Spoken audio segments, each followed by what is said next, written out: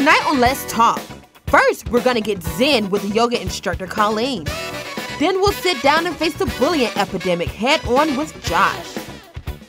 Finally, put on your dancing shoes and dance the night away with Fab.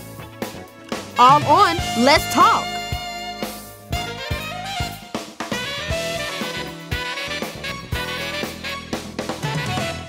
Let's talk.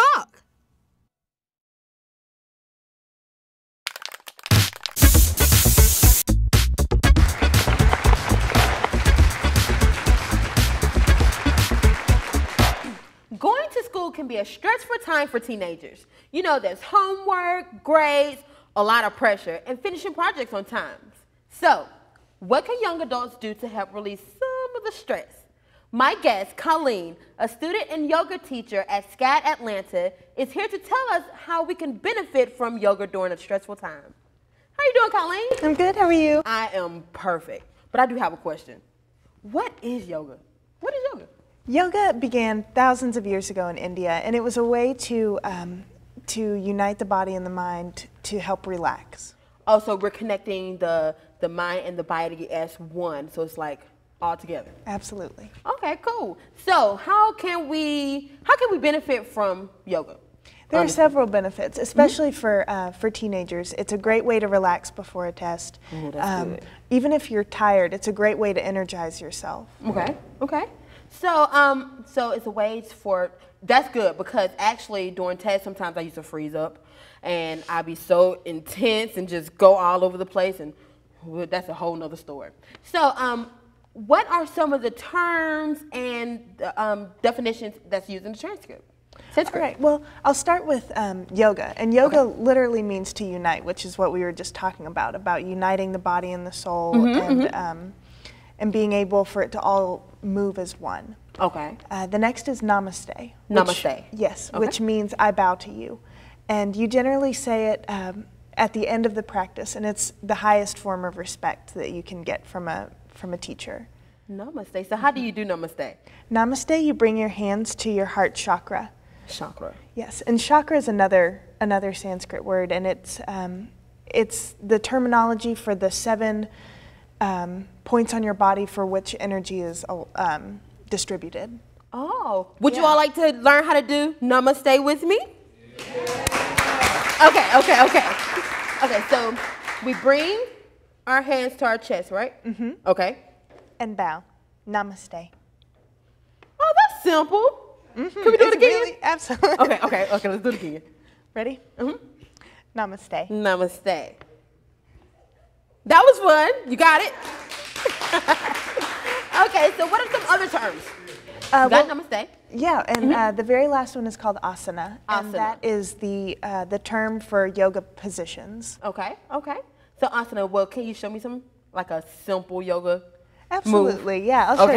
I'll show you some asanas. Okay. The first we're actually sitting in right now, and this is called lotus pose. Okay, the lotus. And all you do is cross your legs. You can bring your hands onto the top of your knees, and this is a great way to ground yourself and also open up your hips. Oh, okay. Okay. The next is called child's pose. So you can sort of transition into a kneeling position, and drop down your feet or your hips down to your feet, and bow forward. I know I must be out of shape. Oh Lord, okay, wait a minute. Okay, I can feel it. I'm not as low, but I get there. Okay. And you can feel it in your back and in your spine if the more you stretch. Oh, okay. The next is called cat and cow, and cat and cow. You come up into a tabletop position. For cow, you roll your belly to the mat, your hips to the sky, and you look up. And you look up. This is a great way to stretch the spine and get perfect spine alignment. Oh, it's stretching. In cat, you roll your spine to the sky. So you kind of look like an angry cat. Halloween time. And you move with your breath, inhaling and exhaling. Inhale is cat or cow? Inhale is cat. Okay, cat. Exhale, cow. Okay, that cow, I can feel it in my spine. Okay. And the very last one is downward facing dog. Okay, downward facing dog. You curl your toes under. Curl, okay. Send your hips back to the side. Oh, Lord. And you want to have a nice long line from your hips all the way to the end of your fingertips. Okay, so it's...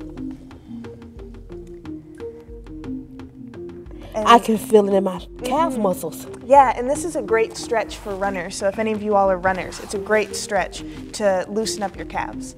Oh, great. Yeah. So do we can do those moves before a test and it'll relax us? Absolutely. Okay, so basically you can do yoga anywhere, right? Yeah. Okay. Yeah, you can take yoga anywhere, and you don't have to, it's for any age. You don't have to be an athlete. You can, you know. I'm not. As you can tell, I'm far from an athlete as anybody. I'm out of breath just doing those little moves. But okay, so you could take it, we could do it anywhere. Absolutely anywhere. Cool. You can do it outside, inside, you know, in your bathroom if you wanted to, and it's a really great way to relax before a test, like I said. And anybody can do it. It's not a competitive sport. You don't have to be an athlete to do it. And also, athletes can benefit from it. It's a great way to stretch and to release muscles that they wouldn't normally stretch. Because I released a lot of muscles that I normally don't stretch. Do you all think you could do this at home? Yeah. Good. Well, thank you so much for coming to our show, Colleen. I've learned a lot. I learned namaste. I like that one a lot. Namaste. And asana. Asana. Thank you so much. And please feel free to come by. Let's talk anytime. Thank you. Thank you all so much and see you soon.